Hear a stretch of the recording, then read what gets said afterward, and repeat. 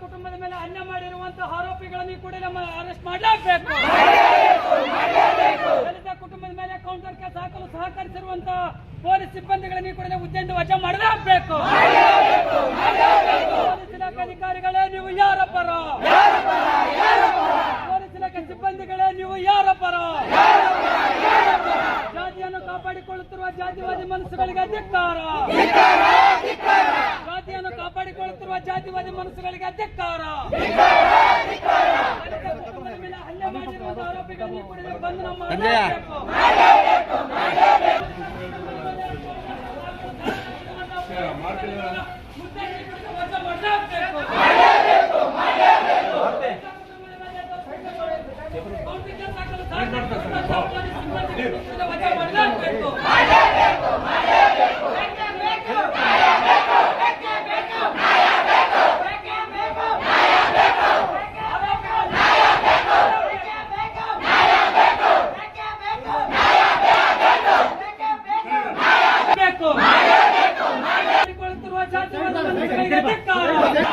ದಲಿತ ನೊಂದ ಕುಟುಂಬದ ಮೇಲೆ ಕೌಂಟರ್ ಕೇಸ್ ಹಾಕಲು ಸಹಕರಿಸಿದಂತ ಪೊಲೀಸ್ ಸಿಬ್ಬಂದಿಗಳೇ, ನೀವು ಯಾರ ಪರ? ಜೈ ಭೀಮ್, ಜೈ ಭೀಮ್. ಜಾತಿವಾದಿ ಆರೋಪಿಗಳನ್ನು ಕೂಡ ಅರೆಸ್ಟ್ ಮಾಡಲೇಬೇಕು.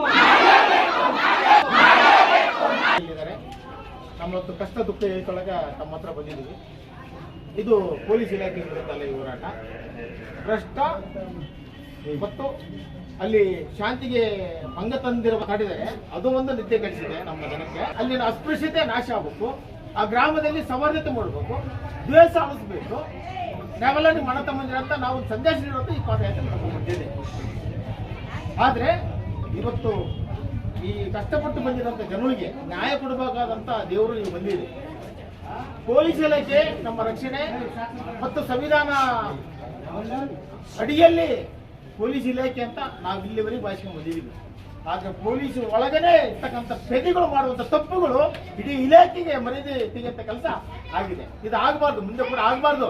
ನಮ್ಮ ಪೊಲೀಸ್ ಇಲಾಖೆ, ನಮ್ಮ ಠಾಣೆ, ನಮ್ಮ ಗೌರವ, ನಮ್ಮ ಇದು ಉಳಿಬೇಕದು. ಅದು ಗೌರವಕ್ಕೆ ಧಕ್ಕೆ ತರದ ಕೆಲಸ ಯಾವ ಸಿಬ್ಬಂದಿ ಮಾಡಬಾರ್ದು. ಹೀಗಾಗಿ ಬರುವಂತ ಯಾರೇ ದುಃಖ ದುಮ್ಮಾನಗಳು ಹೇಳ್ಕೊಂಡು ಬರುವಂತ ದೂರು ಕೊಡುವಂತ ದಾಖಲೆ ಮಾಡಿಕೊಳ್ಳೋದಂತ ಮೊದಲೇ ಕೆಲಸ ಆಗಬೇಕಾಗಿದೆ.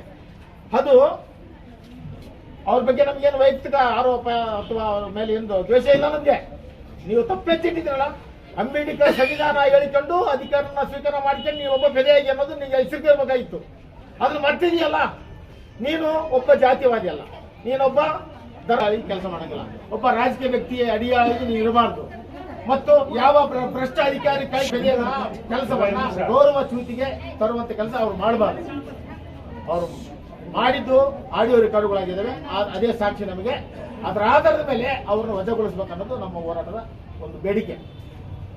ಮತ್ತೆ ಇಲ್ಲಿಂದ ತನಿಖೆ ಪರಿಹಾರ ವ್ಯವಸ್ಥೆ ಮಾನ್ಯ SP ಕಡೆಯಿಂದ ಸಮಾಜ ಕಲ್ಯಾಣ ಇಲಾಖೆಗೆ ಶಿಫಾರಸ್ಸಾಗಿ ಹೋಗ್ಬೇಕು. ಜೊತೆಗೆ ಅವ್ರನ್ನ 13 ಜನರನ್ನ, ಯಾಕಂದ್ರೆ ಪ್ರಭಾವವಾಗಿ ಕೇಸ್ ಕೌಂಟರ್ ಕೇಸ್ ಆಗಿದೆ, ಆದ್ರೆ ಈ ಕೂಡಲೇ ರದ್ದುಪಡಿಸಬೇಕು. ಆ ಜನರನ್ನ ವಿಮುಕ್ತಗೊಳಿಸಬೇಕು. ಇದು ಎಂತ ಪೊಲೀಸ್ ವ್ಯವಸ್ಥೆ ಇದು? ನೊಂದವರಿಗೆ ಪೊಲೀಸ್ ಠಾಣೆಯಲ್ಲಿ ರಕ್ಷಣೆನೇ ಇಲ್ಲ.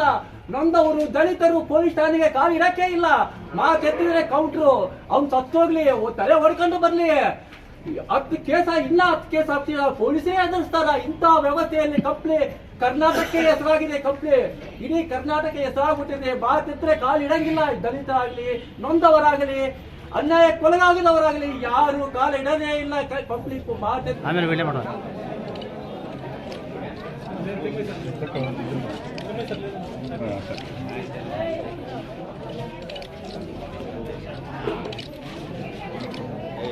ಕೊಡ್ಬೇಕಾಯ್ತು. ಒಳ ಮೀಸಲಾತಿ ಯಾರು ಹೋಗ್ಬಾರ್ದು.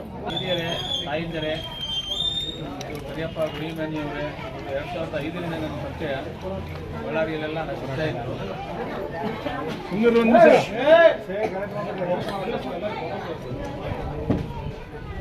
ಪಟ್ಟಂತೆ ಆ ಪ್ರಕರಣದಲ್ಲಿ ಕೆಲವು ಪೊಲೀಸ್ ಸಿಬ್ಬಂದಿಗಳ ಮೇಲೆ ಆರೋಪಗಳಿದ್ದಾವೆ. ಅದಕ್ಕೆ ಸಂಬಂಧಪಟ್ಟಂಗೆ ಈಗಾಗಲೇ ನಾವು ವರದಿಯನ್ನು ಕಳಿಸಿದ್ದೀವಿ ಮೇಲಾಧಿಕಾರಿಗಳಿಗೆ. ಸಂಡೇ ಮತ್ತು ಬೇರೆ ಬೇರೆ ಕಾರ್ಯಕ್ರಮಗಳು ಮುಂದಿನ ದಿನಗಳಲ್ಲಿ ಶಿಸ್ತು ಕ್ರಮಕ್ಕಾಗಿ ನಾವು ಕಳಿಸಿದ್ದೀವಿ ಆಲ್ರೆಡಿ 3 ಜನ ಸಿಬ್ಬಂದಿಗಳ ಮೇಲೆ. ಈಗ ಆರೋಪಿಯನ್ನು ಏನು ಅರೆಸ್ಟ್ ಮಾಡಬೇಕಂತ ಹೇಳಿ ನೀವು ಒತ್ತಾಯ ಮಾಡಿದ್ದೀರಿ. ಅದಕ್ಕೆ ಸಂಬಂಧಪಟ್ಟಂಗೆ ನಾವು ಕೂಡ ಪ್ರಯತ್ನಗಳನ್ನು ಮಾಡ್ತಾ ಇದ್ದೀವಿ. ಮತ್ತು ಅದು ಆ್ಯಕ್ಚುಲಿ ಪ್ರಕರಣ ಏನಾಗುತ್ತೆ, ನಾವು ದಾಖಲಾದ ನಂತರ ಪ್ರಿಲಿಮಿನರಿ ಇನ್ವೆಸ್ಟಿಗೇಷನ್ ಆದ ನಂತರ ಕೂಡಲೇ CRECL ಅಂತ ಹೇಳಿ ಹೊಸದಾಗೆಲ್ಲ ಆಗಿದ್ದಾವೆ, ಅವರಿಗೆ ನಾವು ಟ್ರಾನ್ಸ್ಫರ್ ಮಾಡ್ತೀವಿ. ಟ್ರಾನ್ಸ್ಫರ್ ಮಾಡಿದ್ದೀವಿ ಅಂತ ನಾವು ಸುಮ್ಮನೆ ಕೂತ್ಕೊಂಡಿಲ್ಲ, ನಾವು ಕೂಡ ಪ್ರಯತ್ನ ಮಾಡ್ತಾ ಇದ್ದೀವಿ ಆರೋಪಿಗಳನ್ನು ಅರೆಸ್ಟ್ ಮಾಡಲಿಕ್ಕೆ. ಸದ್ಯದಲ್ಲಿ ಆರೋಪಿಗಳನ್ನು ನಾವು ಅರೆಸ್ಟ್ ಮಾಡ್ತೀವಿ. ಅಲ್ಲಿ ಯಾವುದೇ ಗ್ರಾಮಗಳಲ್ಲಾಗಲಿ ಎಲ್ಲೇ ಆಗಲಿ ದಲಿತರ ಮೇಲೆ ದೌರ್ಜನ್ಯಗಳಾದಂಥ ಸಂದರ್ಭದಲ್ಲಿ ಫಸ್ಟ್ ಪ್ರಿಯಾರಿಟಿ ಕೊಟ್ಕೊಂಡು ನಾವು ಕೆಲಸ ಮಾಡ್ತೀವಿ. ದೌರ್ಜನ್ಯಗಳು ಆಗ್ಲದಂತೆ ನೋಡ್ಕೊಳ್ತೀವಿ. ಪೊಲೀಸ್ ಠಾಣೆಗಳಿರೋದೇ ಅಶಕ್ತರ ಸಲುವಾಗಿ, ದಲಿತರ ಸಲುವಾಗಿ, ಯಾರಿಗೆ ಅನ್ಯಾಯ ಆಗುತ್ತೆ ಅವ್ರ ಸಲುವಾಗಿ ಪೊಲೀಸ್ ಠಾಣೆಗಳಿರೋದು. 24 ತಾಸು ಕೂಡ ನಾವು ಕೆಲಸ ಮಾಡ್ತೀವಿ. ಸಂಡೇ ಆದರೂ ಕೂಡ ನಾವೆಲ್ಲರೂ ಇಲ್ಲೇ ಇರ್ತೀವಿ. ಬೇರೆ ಇಲಾಖೆಗಳು ರಜೆ 1 ಗಂಟೆಗೆ ಒಂದು ಫೋನ್ ಮಾಡಿ 1-2ಗೆ ರಾತ್ರಿ ಒಂದು ಅರ್ಧ ಗಂಟೆಯಲ್ಲಿ ನಿಮ್ಮ ಮನೆಗೆ ಬಂದು ನಿಂತ್ಕೊಂಡಿರ್ತೀವಿ. ನಾವು 24 ತಾಸು ನಾವು ಇರೋದೇ ಸಾರ್ವಜನಿಕ ಸಲುವಾಗಿ ಕೆಲಸ ಮಾಡೋದು. ನೀವೇನು ಕಂಪ್ಲೇಂಟ್ ಕೊಟ್ಟಿದ್ದೀರಿ ಪ್ರಾಮಾಣಿಕವಾಗಿ ನಾವು ತನಿಖೆಯನ್ನು ಮಾಡ್ತೀವಿ. ಈ ತನಿಖೆ ಮುಖ್ಯವಾಗಿ CRECL ಅವರು ಇನ್ವೆಸ್ಟಿಗೇಷನ್ ಮಾಡ್ತಾ ಇದ್ದಾರೆ. ಅವ್ರಿಗೆ ಏನು ಸಹಕಾರ ಬೇಕು ನಾವು ಕೊಡ್ತೀವಿ. ಆರೋಪಿ ಅರೆಸ್ಟ್ ಸಂಬಂಧಪಟ್ಟಂಗೆ ಏನಿದೆ ನಾವು ಕೊಡ್ತೀವಿ. ನೀವು ಕೆಲವು ಬೇಡಿಕೆ 13 ಜನನೂ ಕೂಡ ಅಲ್ಲಿ ಆ್ಯಡ್ ಮಾಡಬೇಕು ಅಂತ ನೀವು ಹೇಳಿದ್ದೀರಿ. 13 ಜನ ಹೆಸರುಗಳನ್ನು ಕೂಡ ನೊಂದವರ ಹೆಸರು ಆ್ಯಡ್ ಮಾಡ್ಬೇಕಂತ ಹೇಳಿದಿರಿ. ನೀವೇನು ಹೇಳಿಕೆಯನ್ನು ಕೊಡ್ತೀರಿ, ಹೇಳಿಕೆ ಕೊಡೋ ಸಂದರ್ಭದಲ್ಲಿ ಸಾಕ್ಷಿ ಹೇಳಿಕೆಗಳನ್ನು ಮಾಡ್ಕೊಡ್ತಾರೆ ಅವರು. ನೀವು ಇದನ್ನು ಅವರಿಗೆ ಕೊಟ್ಟರೆ ಅದನ್ನು ಅವ್ರು ಆ್ಯಡ್ ಮಾಡ್ಕೊಡ್ತಾರೆ, ಅದು ಅನುಕೂಲ ಆಗುತ್ತೆ ಮುಂದೆ.